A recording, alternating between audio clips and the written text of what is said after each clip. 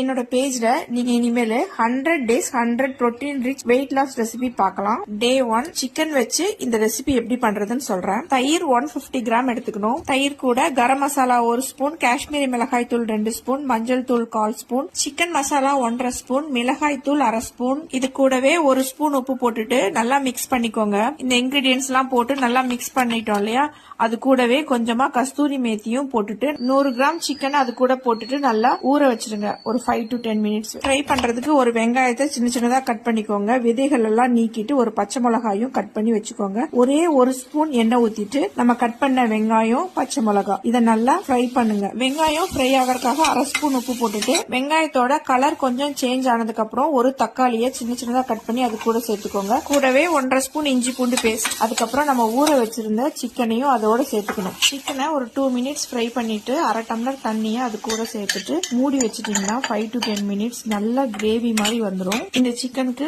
Oil ஊத்தக்கூடாது. நம்ம ஊத்தின 1 spoon எண்ணெய் தான். அதுக்கப்புறம் உங்களுக்கு வேணும்னா பட்டர் கொஞ்சம் போட்டுட்டு கொத்தமல்லி இலை போட்டுட்டு ஆஃப் பண்ணிக்கலாம். இந்த சிக்கன் கிரேவி சப்பாத்திக்கு ரைஸ்க்குலாம் ரொம்ப நல்லா இருக்கும். இதே மாதிரி நிறைய வெயிட் லாஸ் ரெசிபி பாக்குறதுக்கு என் பேஜை ஃபாலோ பண்ணிக்கோங்க. நாளைக்கு புதுசா ஒரு protein rich weight loss recipe பார்க்கலாம்.